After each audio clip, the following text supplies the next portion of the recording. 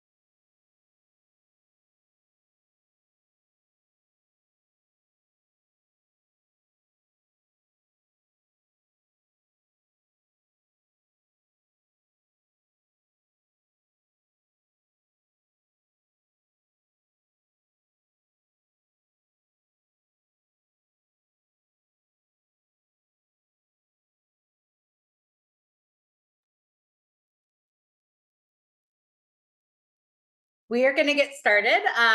First, I'm going to say hi to Nora. Nora, it's great to see you. I hope you're doing well. I hope the island is treating you well. But yeah, we will get started. People are still joining.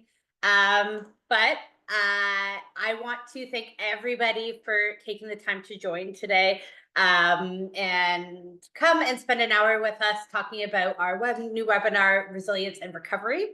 We're going to be focusing on stories of hope and healing from problem gambling.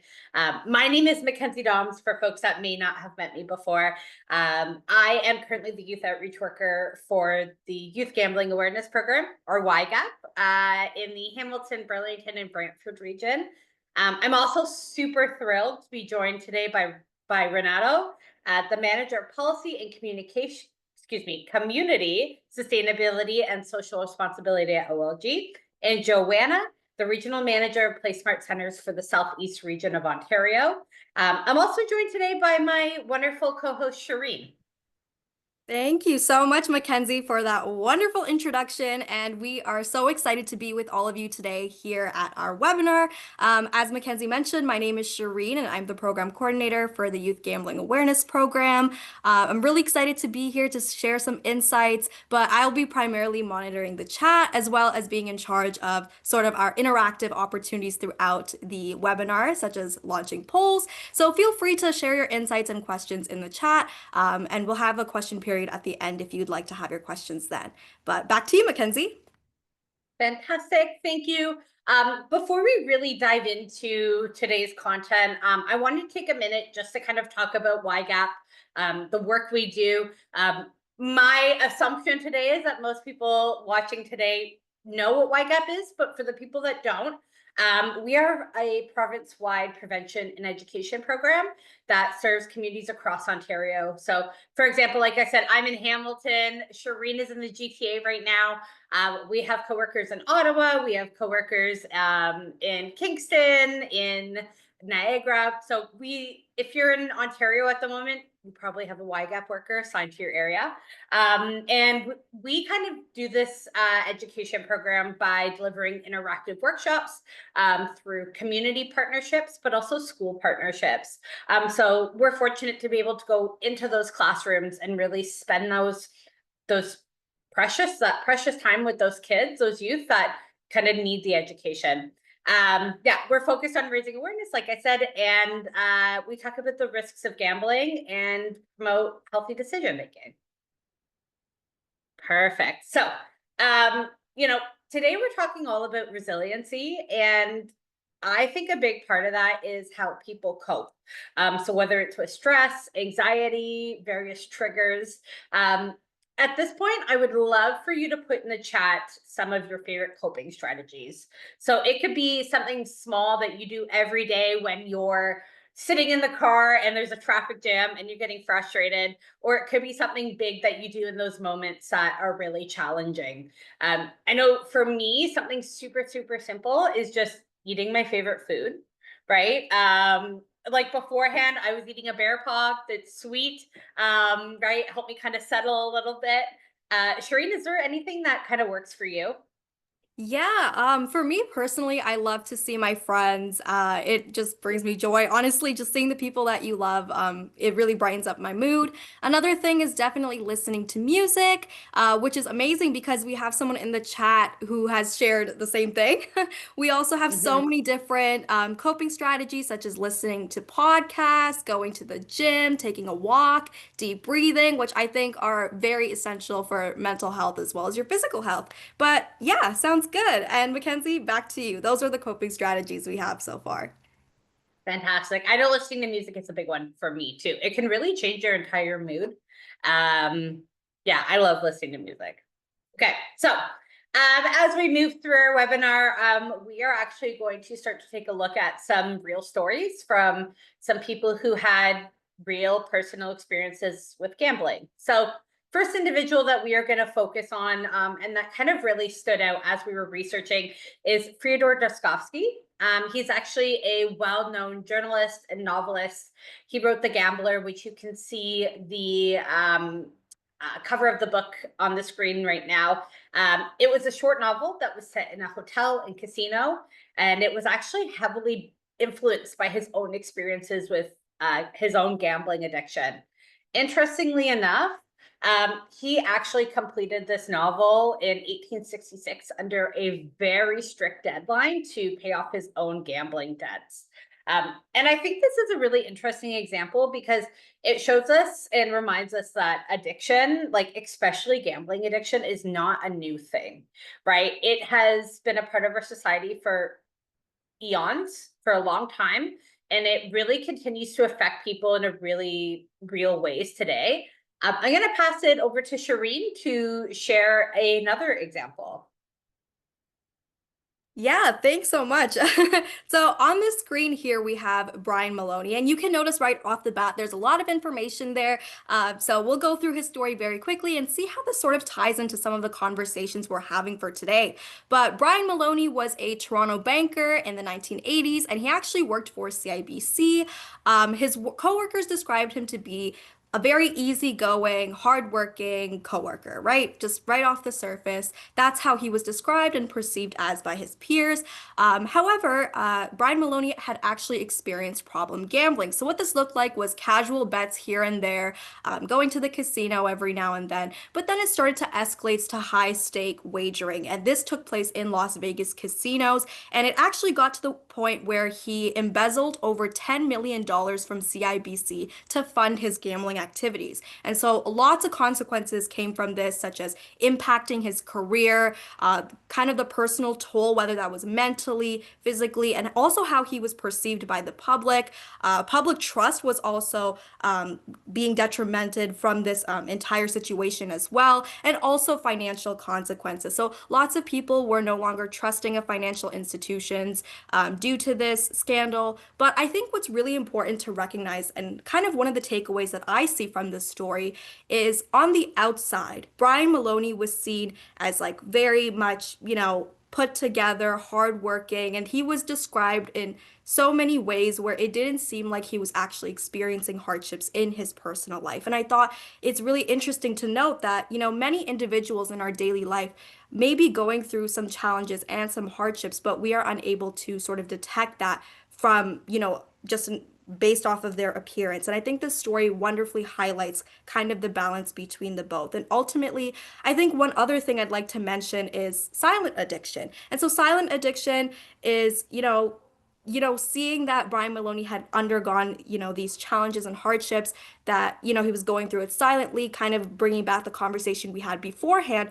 But then also, if we were to have open conversations about mental health, that this story probably wouldn't have gone to the extreme that it had. So I think having those open conversations and having those facilitated discussions can help reduce the stigma while also ensuring that people are leading healthy and safe lives. So I think the story is incredibly important because, like Mackenzie said in the last slide, gambling has existed in the past, right? It's not like some new phenomenon. It's been there, and people go through these challenges and hardships. So now that we're seeing these stories, we're kind of seeing how gambling plays a role then and how it does now. But thank you, Mackenzie, for letting me share the story. Yeah, I think something really interesting about Brian Maloney, and you just kind of talked about it, is the silent addiction. I think that, like, and again, we can't obviously say this for sure, but I think that if it would have happened like today, it may not have gotten as big as it got, because the conversations around mental health, around addiction have shifted so drastically from the 80s, right? In the 1980s, if you weren't physically, or excuse me, mentally healthy, right? They'd be like, okay, well, just go sit outside in the sun. You'll be good. Go for a walk. And now we kind of know, right, because of research and because of us reducing stigma, and having those conversations. I wonder if this would be a different story today. Absolutely. And I wanted to just refer to the chat. Someone had actually shared that there is a movie called Owning Maloney. So it shares his Hmm. story, which I did not know about. But thank you so much for sharing. I think that's definitely something we can look into to really understand what he had gone through. I'll have to watch it. Put it on my Same. list of things to do for the weekend. Perfect.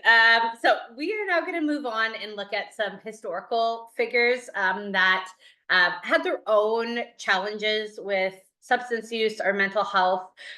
These four well-known men, lived very full lives, and they were often complicated. So we're going to start with Charles Dickens. So he is most famously known for classics like Oliver Twist, A Christmas Carol. What is not as widely known is that he showed signs of what we would, now refer to as a behavioral addiction. He was, super intensely driven by his work, often relied on stimulants like cocaine, and that was possibly a way to cope with the stress and his personal difficulties in his life. Some historians have even suggested that these patterns may have been, his way of kind of managing underlying mental health challenges. So something that we call a comorbidity, which we will revisit. Next person I'm going to talk about is Sigmund Freud. So he is often referred to as the father of modern psychology. His ideas are still shared widely, right?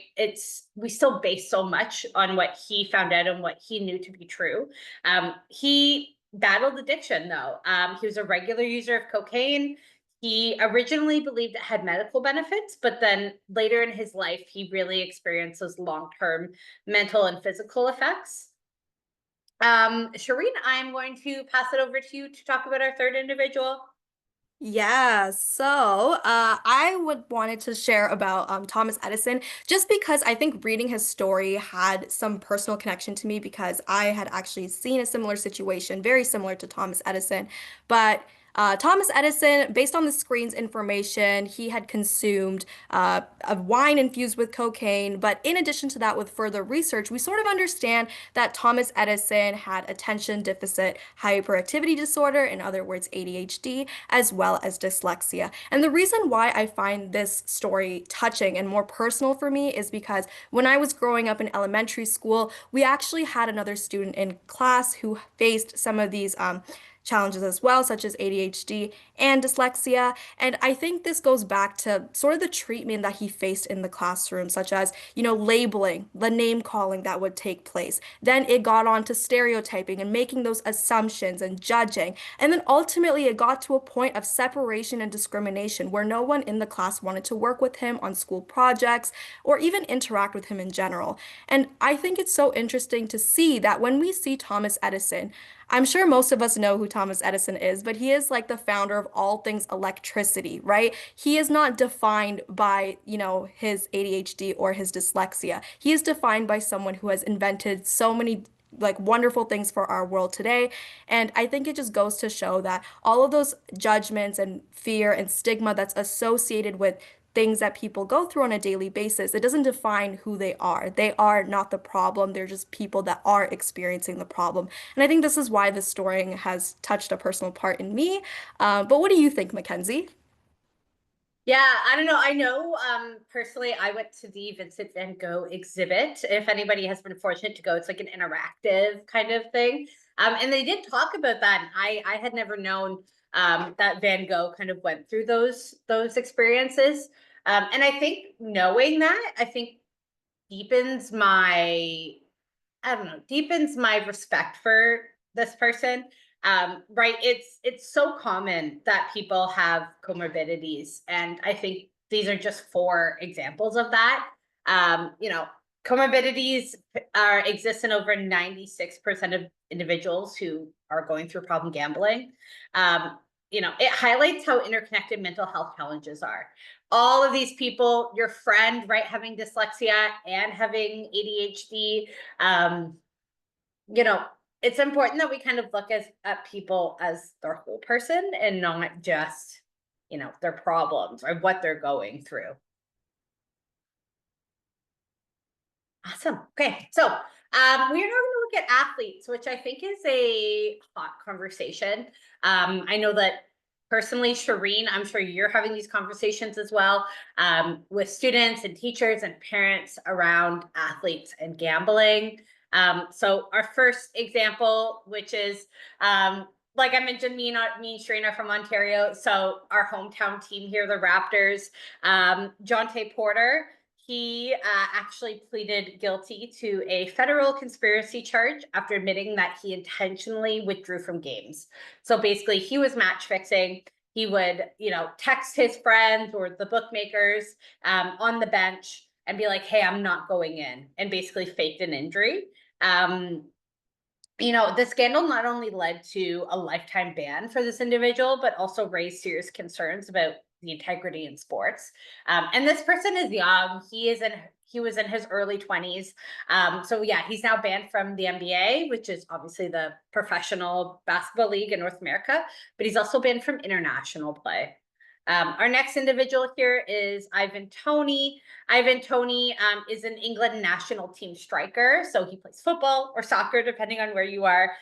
He was suspended for 8 months by the Football Association, or FA, after admitting to placing bets. So, and some of those were actually against his own team. So for his team to lose. So while the FA originally pushed for a 15-month ban, they reduced his sentence after he accepted responsibility and was diagnosed with a gambling addiction by a medical expert. So he's now undergoing treatment and showing that, you know, athletes also need support, not just punishment. It shouldn't just be, okay, you did something bad, you're gone, right? We should be also understanding the problem. I'm most familiar with the NHL, right? And so their NHLPA, the Players Association, have really stepped up around that. But there is always work to do. And then the last individual we're going to talk about is not a player, but a referee. So referees can also cause a lot of harm when they engage in match fixing. So we have this former referee that worked for FIFA. He was banned for life for accepting bribes to fix matches in 2010 and 2011. He was also fined. He was known for awarding questionable penalty kicks to manipulate outcomes. His actions really undermine the credibility of, you know, international play and international friendliness, and exposed weakness in the sports oversight system. So because of this kind of scandal and because of this incident, FIFA revised its referee process, basically how they appoint referees from certain countries. They revised it. And he actually retired in 2011. But the case took over 8 years to kind of go through the courts and kind of figure out. So really, I think this example in particular highlights the long-lasting damage that corrupt officials can cause to a game and its fans, right? There is a lot of conversations around, you know, integrity and ethics around sports. And these kind of, I think, bad apples kind of throw those to be shaken. All right. And yeah, so we're seeing more suspensions, more fines coming down for athletes and officials. You know, I think don't be surprised if you start to see these conversations more and more. Right. Next two folks we're going to focus on here is Ben Affleck and Matt Damon. So they're both very famous actors, producers, filmmakers. And despite their high status, they both have openly talked about their experiences. In fact, Ben Affleck's struggles actually led him to seek treatment. Shireen, I know there was something that you wanted to add on this slide. I definitely did. And I think with this like information being told to us today and here on the screen, I think it's really important to recognize, the treatment and sort of the recovery process. And I think it's wonderful and great. I think one thing that's important to recognize is also how privilege can play a big role in how someone experiences and deals with problem gambling as well. So one thing's for sure, I think people with fame, money, or even those like access to resources like Matt Damon and Ben Affleck may find it easier to seek treatment and support as well. And I think what this ties into is a larger conversation of how many other individuals may face gambling problems and they don't have those opportunities or safe nets, which can make their recovery a lot more difficult. And I think like aside from being famous and having money, I think another thing to consider is even culture. And I know for many different cultures around the world, mental health is not really a conversation that is spoken of.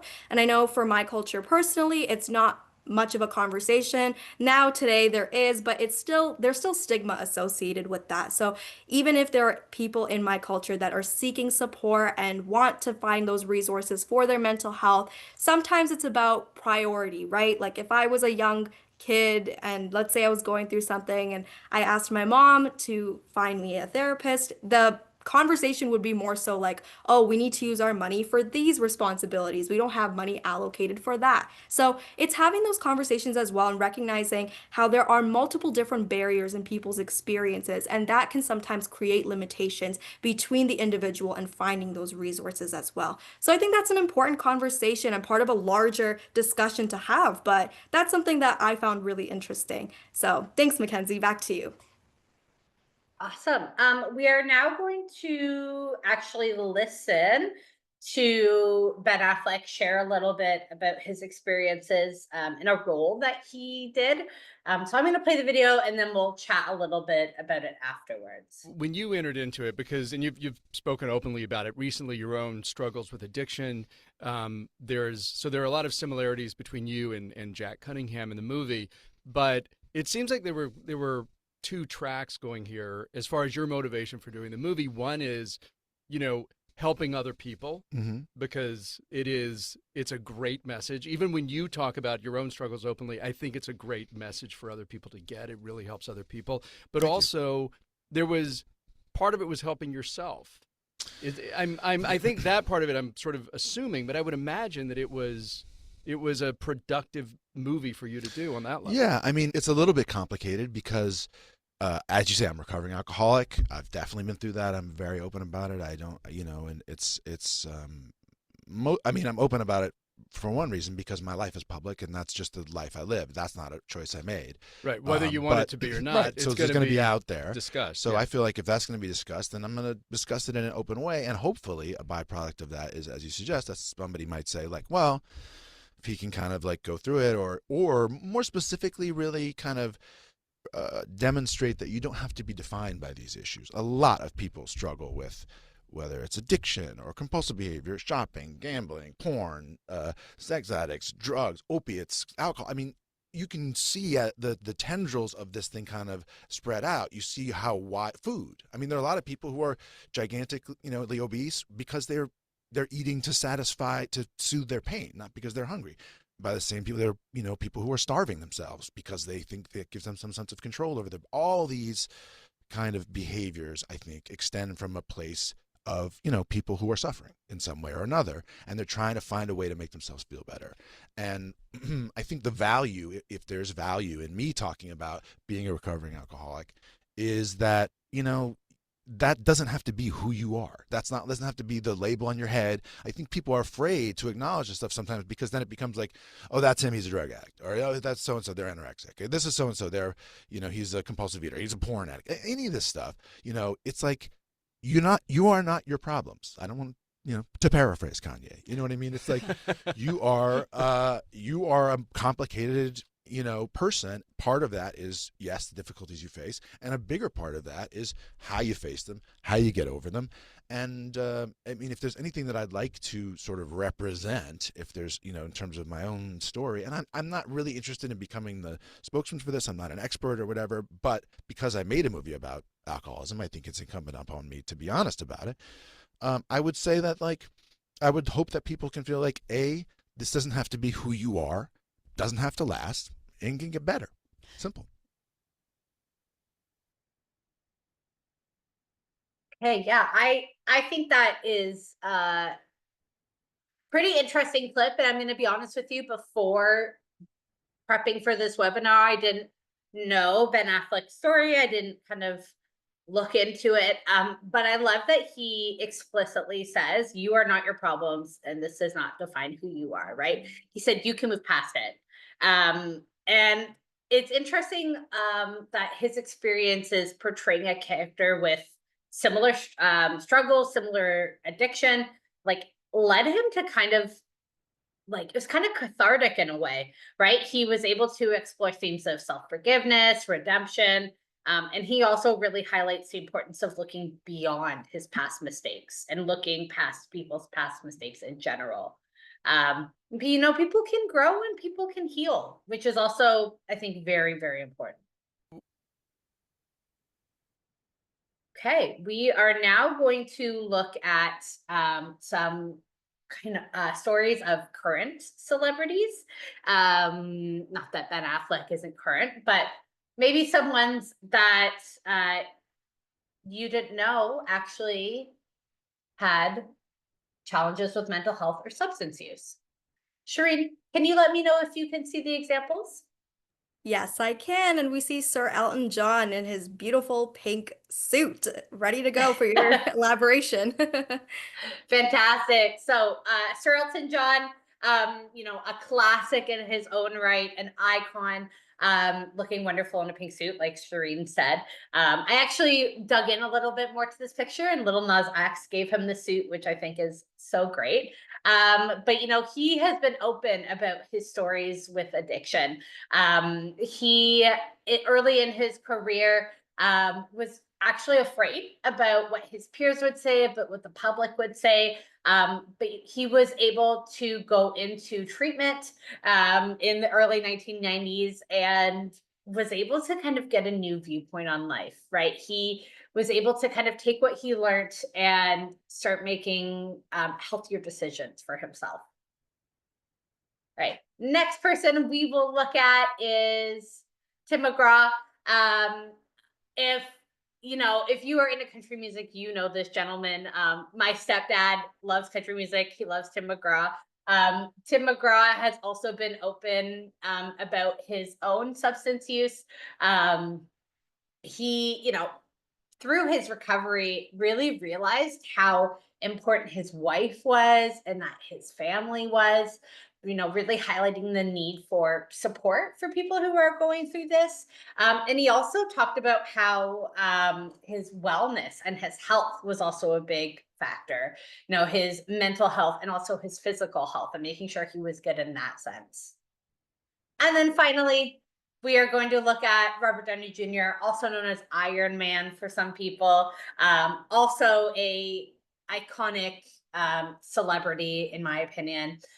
Robert Downey Jr. has been very open about his experiences with substance use very, very early in his life. And he was able, if you know anything about him, he was a troubled star in Hollywood, and I use that in air quotes because I hate that title. But he was very public in like the paparazzi pictures and stuff. But he was actually able to make a recovery thanks to his wife, his family, therapy, medication. He's been sober since 2003.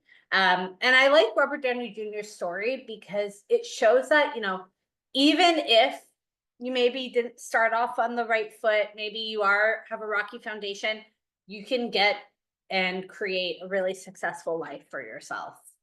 Shireen, was there anyone that you wanted to talk about?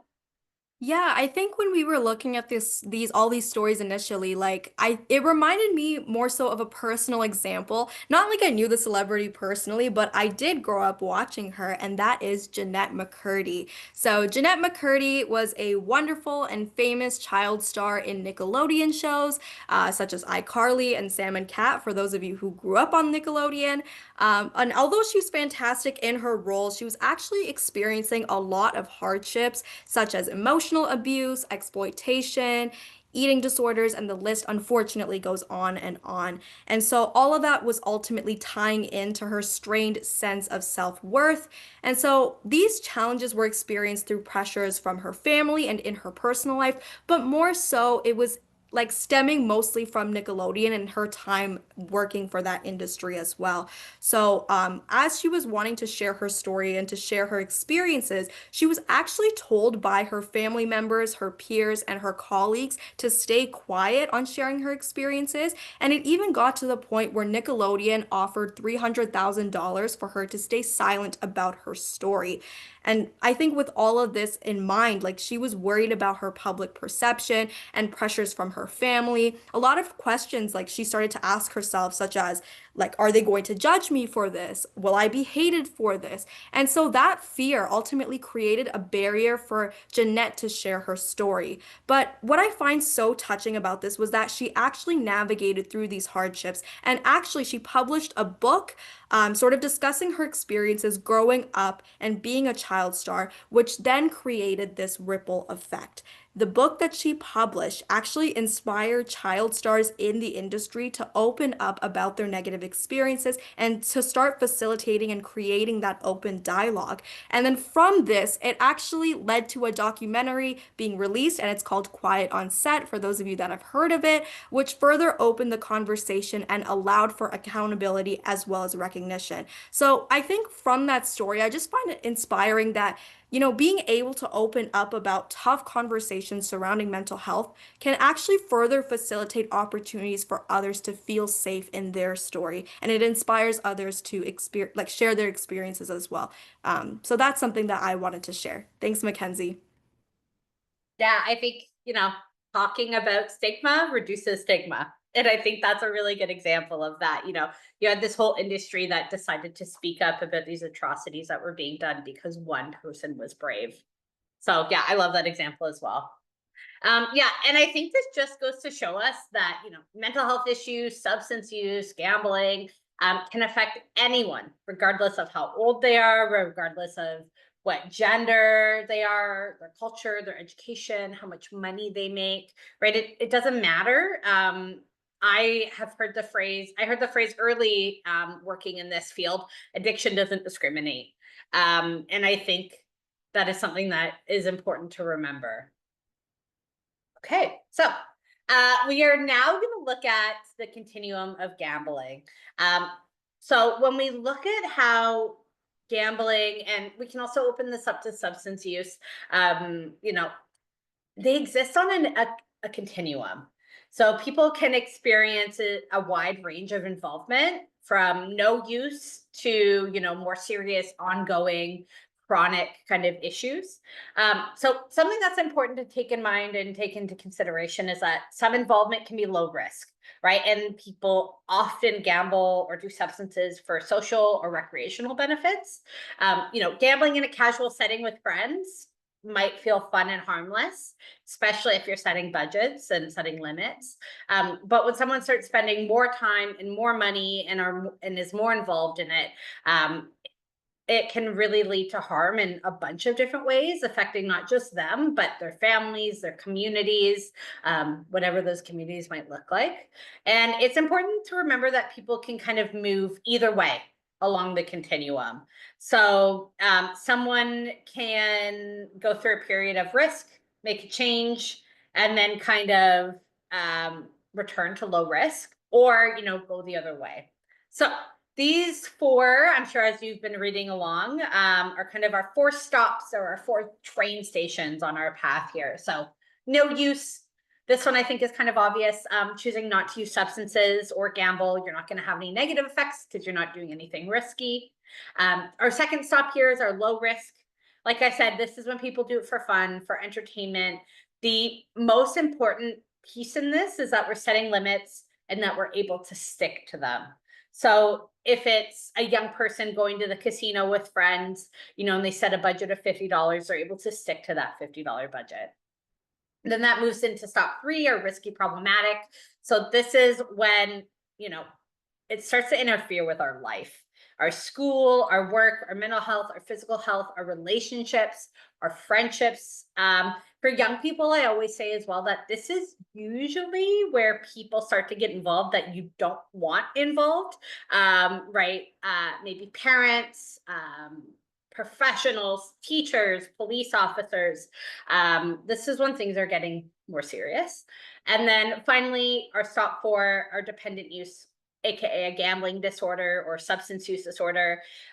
This involves ongoing repetitive behaviors that are going to cause harm and are difficult to control.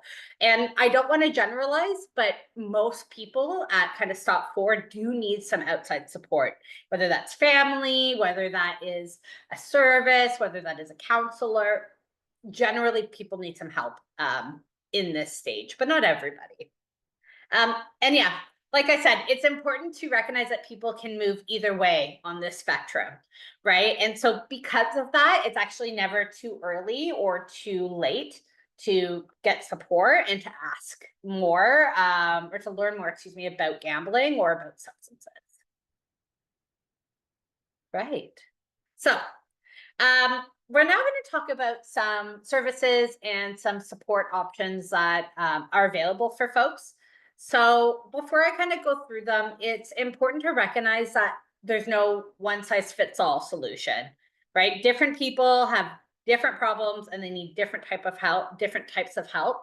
And that support services are not only for the person who is directly experiencing a gambling problem.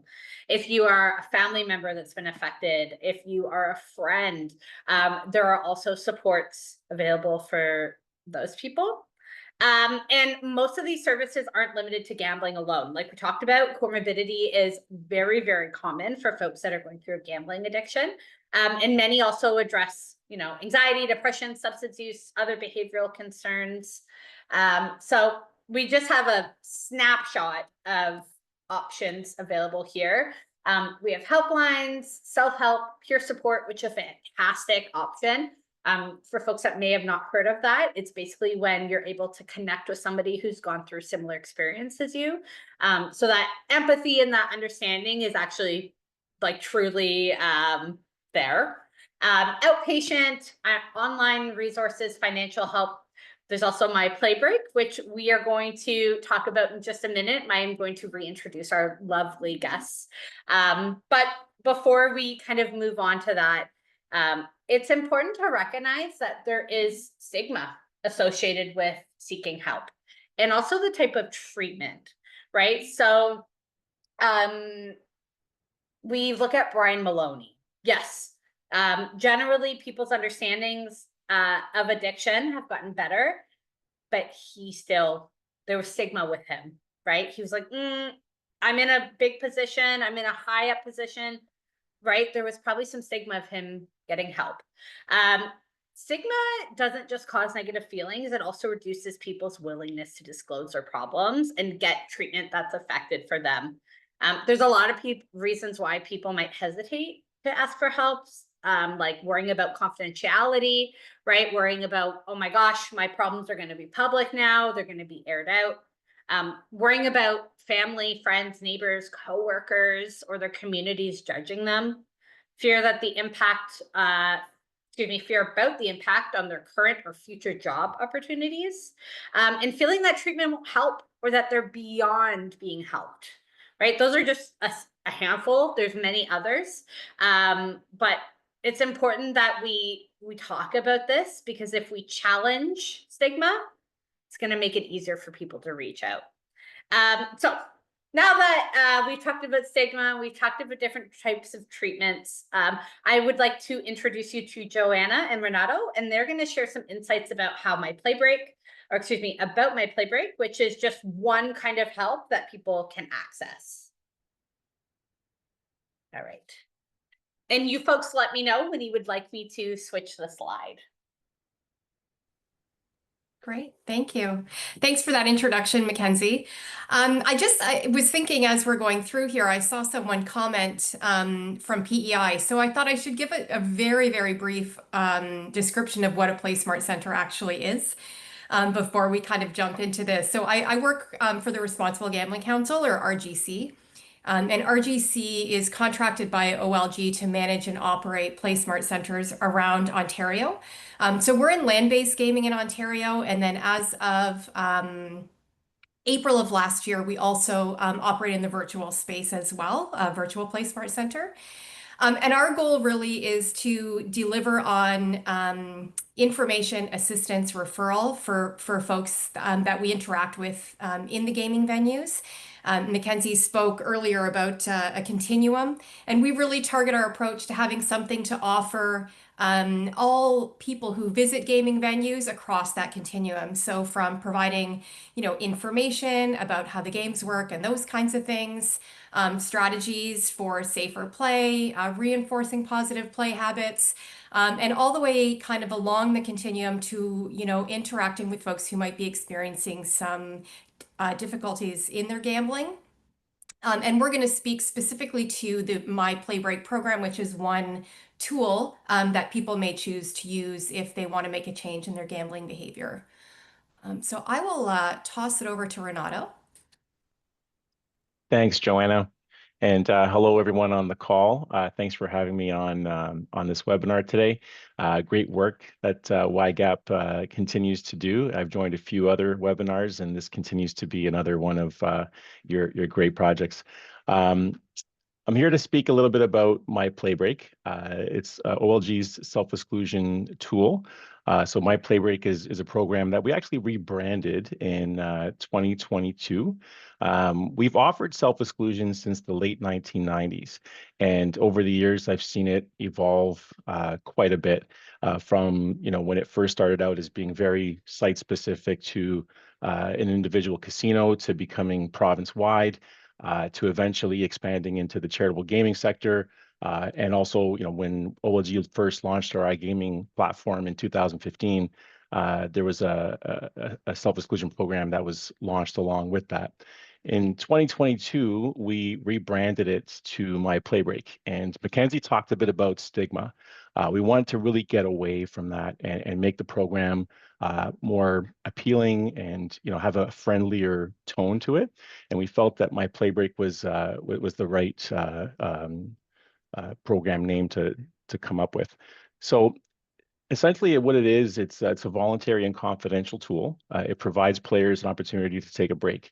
Mackenzie also talked about a spectrum where players can go, anywhere, can go from right to left, left to right. Similarly, with this program, we've seen people enter the program, exit, re-enter multiple times. So in those cases, the program is a tool that they're using to help them manage their play and take breaks. On the other extreme, we've seen people enter the program and choose the longest term possible and renew and stay in the program for longer terms. The program's for anyone who can legally gamble in Ontario. So for casinos, age 19 plus, for charitable gaming centers, 18 plus. And the tool cannot be used for lottery. And what that means is we have over 10,000 lottery retailers in the province. So purchasing lottery at retail is an anonymous transaction. It is not possible for us to enforce or detect or implement a program that would prevent somebody from purchasing lottery products at our retailers.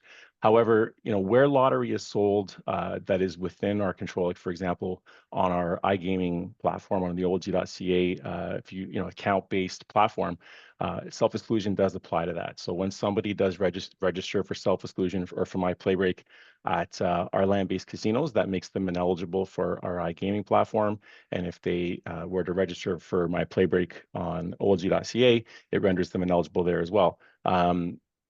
Lottery retailers that are located on gaming floors at casinos and charitable gaming centers are also excluded for those that are participating in My PlayBreak because they can't access that space, so they're not able to purchase at that location.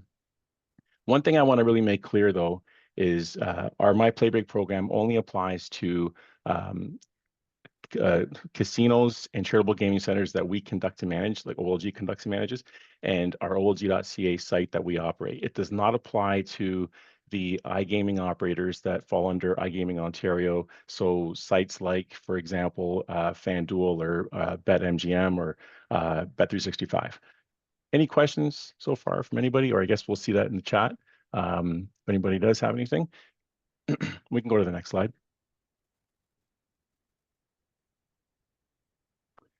So when My PlayBreak was launched, we offered clearly defined term lengths. Prior to 2022, we offered 3 term lengths. We had a 6-month, a 1-year, and indefinite. AGCOs are regulators, the Alcohol and Gaming Commission of Ontario, and they changed their standards for operators to have clearly defined term lengths. And when we had the indefinite term length, it wasn't a clearly defined term length. So we had to come up with something that was defined, and we chose to go with a 5-year term as the longest term. So we now offer, for our land-based sites, we offer 3 months all the way up to 5 years. And for our iGaming platform, we offer My PlayBreak, the longer term, like the self-exclusion, from 6 months to 5 years. On OLG.ca for our iGaming site, we also offer shorter term, like informal breaks, and those range from 1 day up to 3 months. So with the launch of My PlayBreak, we also have a simplified return to play. A term is considered complete once that clearly defined term length has elapsed. We used to have a reinstatement process, like a formal process that required players who are in the program to complete a tutorial and set up an appointment and complete a reinstatement process. We now have a process where we offer renewal. So as players get close to their term end date, they're notified with options to renew to remain in the program. If they don't renew, then it automatically expires. We also have an educative breach process now, whereas in the past, breaches were consequential. Like there was time added for breaches, and we've removed that punitive elements to it, and we now turn a breach into an opportunity to provide education, information, and treatment referrals. And that's really where Joanna is going to also touch on, where we utilize the PlaySmart centers and the advisors in those cases. When a breach is detected, as an opportunity to provide that education. We can go to the next slide.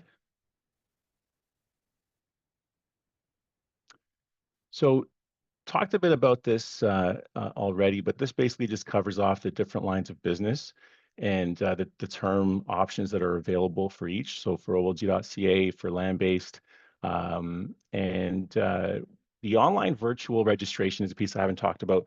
So that one, to make it simple, we used to offer off-site self-exclusion. Actually, we still do, but it's done differently now. So off-site self-exclusion was something where our treatment providers across the province had relationships with certain gaming centers that would visit them, scheduled by appointment only, and facilitate an in-person registration away from the gaming facility itself. That was something where it required a lot more resources, where staff from casinos would have to travel to a treatment provider location. It was by appointment only, so the service level, we weren't able to accommodate like a registration. In some cases, it would be up to 4 weeks before they can get to the site to complete it. We've shifted to online virtual registrations, and that began during COVID, where we started to offer, again, it's still by appointment, but we can get to them a lot quicker, like within a couple days notice. We can schedule something with our customer care team, and it's done through MS Teams. There's a virtual call that's made. We use DocuSign to complete the registration forms, and we can have somebody registered within like 24 to 48 hours. The reason why it takes a bit of time there is we have to validate. There's a photo requirement for land-based. We have to, identity verification and scheduling of that appointment. Any questions? I think that's about it.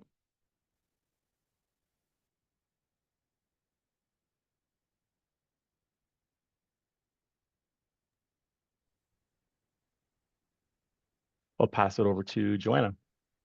Thank you. I think when you were talking about the option to register online versus going into a gaming venue. I mean, I think it's always important to share that information for people who say, you know, what if someone doesn't want to go into a casino to self-exclude, right? So it just really speaks again to the number of options that are there for people to make a change in their play and having a lot of choice in how they do that. As Renato mentioned, you know, the My PlayBreak program, it is an OLG program, but our PlaySmart Center advisors play a role in how we deliver that program in the centers.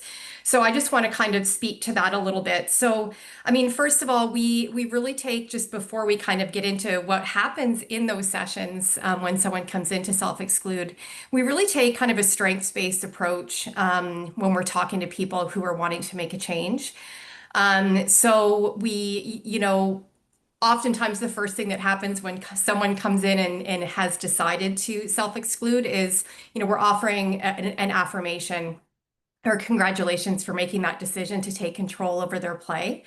But when people are contemplative and not really sure, you know, how they want to make a change, we really strive to meet that person where they're at in that moment, and support any decisions that they make at that time. But when they do actually choose to self-exclude, if we can just pop to the next slide here, we offer some support to people at the time of registration, breach, and possibly renewal as well as when people are contemplating registering the program. So within the PlaySmart centers, there's a number of PlaySmart centers that are not staffed 7 days a week or staffed regularly. But if someone comes into a center that is staffed by a PlaySmart advisor, then those registration and self-exclusion activities take place in the PlaySmart center. And the goal, you know, in that regard is to, you know, take an approach that is more comfortable and supportive for the person. So rather than going to a security office and meeting with security in that location, security comes to our PlaySmart Center, and the goal is for the environment to be more welcoming and comfortable for that person. So they'll meet with our team member in there and then meet with security in the same location. So they actually can stay in one spot, and we move how we need to in order to support them through the process. Our PlaySmart advisors provide information, assistance, and referrals during the process. So venue security takes care of the legal portion of the self-exclusion, and we provide the support portion. So it's important that people understand, you know, what they're signing up for and what's involved in that, understanding what their choices are in the term lengths, what happens, you know, at the end of that term length, and those kinds of things. So we walk through that with the individual. And then we, you know, try to find an opportunity to explore with them, you know, what other tools or resources might help them be successful in making a change in their play. Sometimes people are open to that conversation. Sometimes people at that time are not. But it's important that we have that information for them, and also information that they can take away with them when they leave. So we provide a support package, recognizing at the time of self-exclusion, there's often a lot going on for folks. They maybe haven't slept. They might be experiencing, you know, emotional highs or lows at that time. So we really want to work with them and where they're at that moment, but also leave a door open to access more information and resources at another time. Sorry, I'm just looking at where I left off on the slide here. As well, Renato mentioned breach. You know, if someone were to breach their self-exclusion, that takes place in the PlaySmart Center as well. So security would bring that individual down to the PlaySmart Center, and it creates a touch point for us to potentially explore with them again what tools or resources may help them to be successful. During the self-exclusion, individuals are offered an opportunity to opt in to have a check-in call from one of our advisors.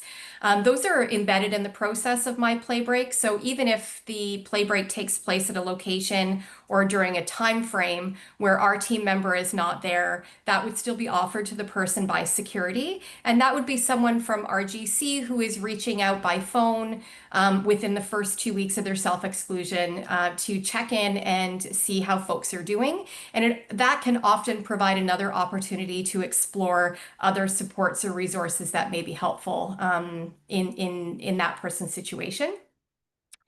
They can opt out of that check-in call as well. It's completely up to them. As I said, we really want to kind of go with what the person is looking for at that time, and respect what that choice is for that person. The next slide there.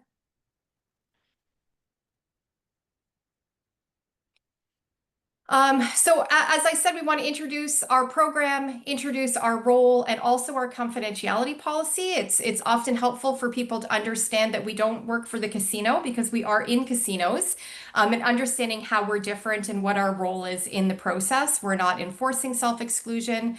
And as well, when I mentioned the check-in call, you know, the person knowing that the person calling them is not coming from the casino, they're coming from RGC. Providing empathy, information, and support, and sometimes there's a crisis response as well. Our team members are all trained in assist, which, you know, is something that in some situations, those moments that people are deciding to make a change are you know, highly charged with crisis, and other times they're not. So we respond to whatever the situation is in front of us. Share an overview of the program and what to expect. And explore, I mentioned this already, actually, I probably jumped ahead on my last slide. Exploring what their goals are, and how we may be able to provide information to help them with their goals. Offer information about the check-in call, how it may be a benefit, who conducts the call, those kinds of things. And again, provide them with a resource package to take away when they leave. Renato mentioned that the self-exclusion in the My PlayBreak program expires at the end of the term that they select. Previous to that change, people had to go through an active reinstatement or return to play process. So people who registered in the old program may still have that experience with us if they registered before the program changed in 2022. But for the most part, we're letting them know what happens at this point, what happens at the end of their self-exclusion, and what their options may be if they were deciding to extend that time. Next slide there. The other thing that we're able to offer as a resource at any time, but as well at the time of self-exclusion, is our virtual PlaySmart Center phone number. So our virtual PlaySmart Center program is a phone line that's available 11 a.m. to 7 p.m. 7 days a week. And we can provide the same kinds of information and resources that we provide in our in-person services. We can connect people directly to Connex Ontario, for example, and we can also connect people directly to OLG customer care if that is the person who's going to be able to respond to their issue or question that they're calling about. And again, just provide kind of the same information, resources, education tools that we provide in our in-person locations as well. I think that is my last slide. Yeah, anything that I missed, or if anybody has any questions, I'm happy to try to answer them for you. Thank you so much, Joanna, for sharing your insight. I've learned so much, and thank you so much, Renato, as well, for sharing everything. We had a lot of wonderful questions in the chat, so they were being answered promptly, which is amazing, but I'm sure there'll be many more questions at the end of our session as well. Awesome. And I am just letting folks know that we are running a little behind, which is not a bad thing for us, but we recognize that if you are tight on time and have to go, we recognize that, but we would love you to stay. We're probably going to run till about probably 1:10 roughly. So if you can afford the extra 10 minutes, we would love for you to stay on with us.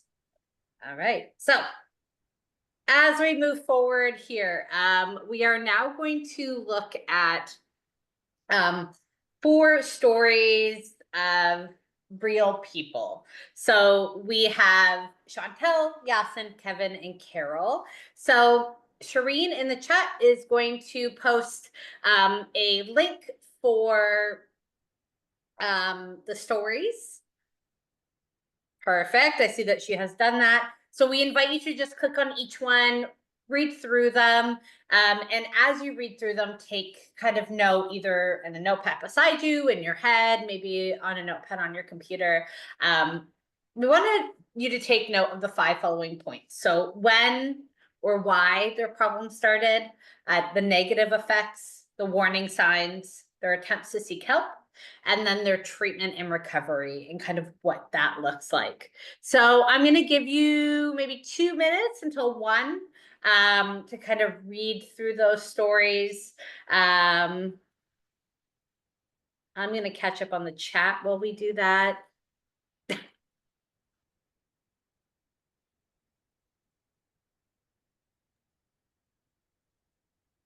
Oh, interesting. I didn't know. I assume that this is about Maloney doing time in Kingston.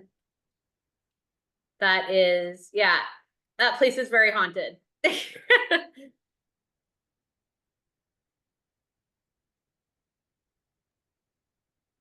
Thank you, Mackenzie. Can we please move on and then people would have the time to go through their stories on their own time? Thank you very much. Of course. Okay. So we are going to start to take a look at these stories. So we are going to start with the problem in general. So for these individuals, we can see their problems all are very different and started for very different reasons, right? So Chantel, experienced problems while she was going through the transition of high school to college. Yasin, his started through buying skins on Counter-Strike, which for folks that may not know, skins are aesthetic kind of decorative items that you can put on virtual online avatars. And Counter-Strike is just a game, a name of a game.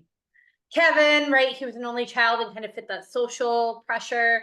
And Carol, she is very different than these 4 individuals. She, towards the end of her life, started gambling as something fun to do.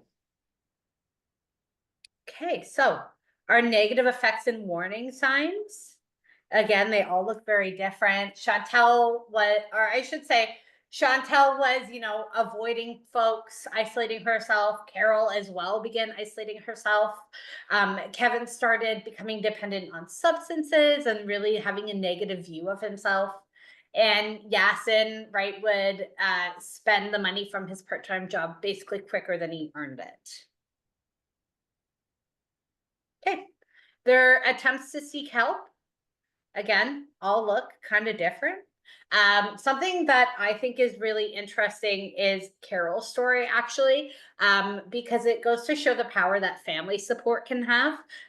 We can see, her son expressed concern for her well-being, and he went to an appointment with an addictions counselor without her, right? Because he wanted to know how to best support his mom, and how to kind of navigate the situation they were in.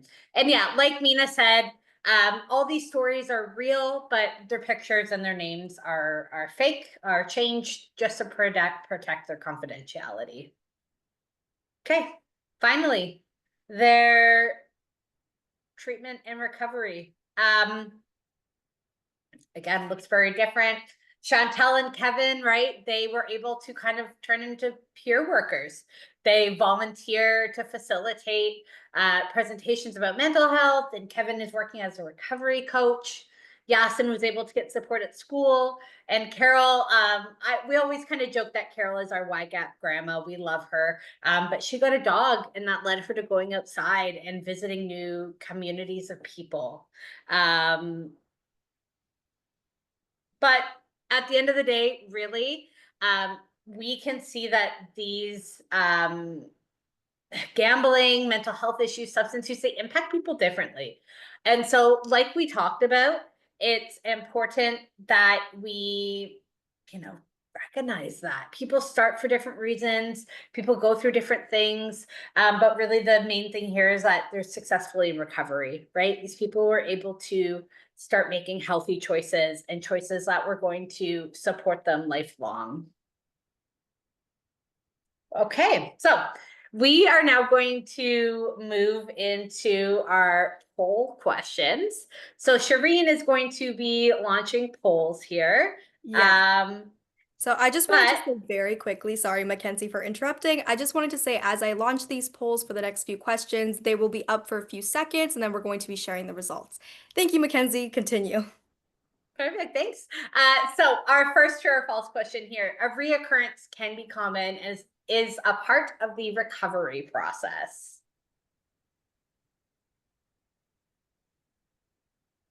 All right, we're gonna have it going for just 5 more seconds. All right, I'm going to share the results with you, Mackenzie. Awesome. Everybody saying true. We love to see it. That is because it is absolutely true. So about 49, just under half of individuals entering recovery for substance use, and about 90% for gambling will experience a reoccurrence after their chosen treatment. And I think it's important to recognize that it's not a failure, but it's a really common part of the recovery process, right? People can get triggered by so many different things, whether it's a smell, it's a taste, it is a song, the weather, right? It is very common. It's just about how you move on and about how you deal with that challenge.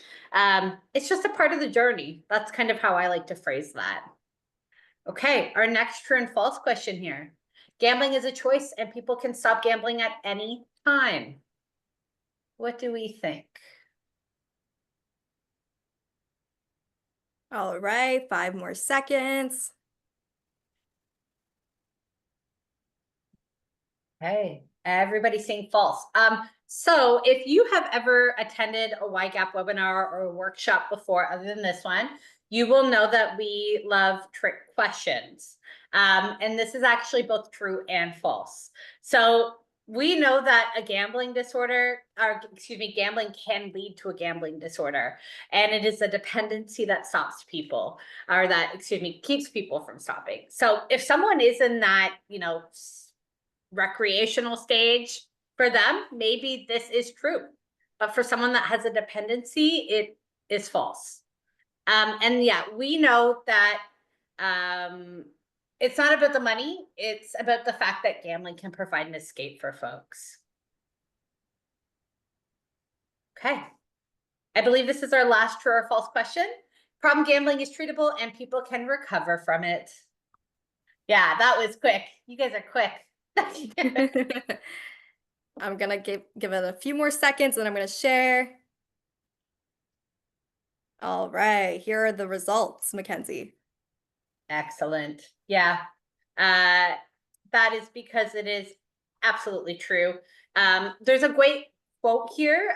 Addiction is a response to pain, and the opposite of addiction is connection, meaning, and purpose. Right. And I think that is just so self-explanatory. And we know that variance evidence-based interventions can help people recover and resume living really healthy lives. We've talked about a few already, but we do just want to highlight a couple more. So Joanna kind of talked about this a little bit already. She alluded to it. Connex Ontario is one of our personal favorites to talk about. It is basically, I like to call it like the middleman almost when I talk about this to youth. And basically you can connect with them. They have an app, they have text, they have chat. They can also translate into 140 different languages, which I didn't know until recently. But it connects you basically with mental health, addiction, problem gambling services. They have a great resource on there that will actually let you look at services in your community, which are fantastic. And you can also call them if you're not sure kind of where to start, and they kind of do that navigation for you. I will say, I know we do have people joining from other places that are not Ontario. This is unfortunately just an Ontario specific resource. All right, so thank you to the folks who stuck around the few extra minutes. I do just want to remind you that you will be emailed an evaluation link. We really encourage and invite you. Yes, if you need to head out, that is completely fine. But yeah, like I was saying, you will be emailed an evaluation afterwards. We encourage you to fill that out. It just allows us to know what we did well today, what you kind of like to see different, if there's a topic you have in mind. And yeah, if folks have questions and they want to stick around, I know me and Joanna, I believe, is sticking around. Correct me if I'm wrong, Joanna. But I will stop sharing my screen now.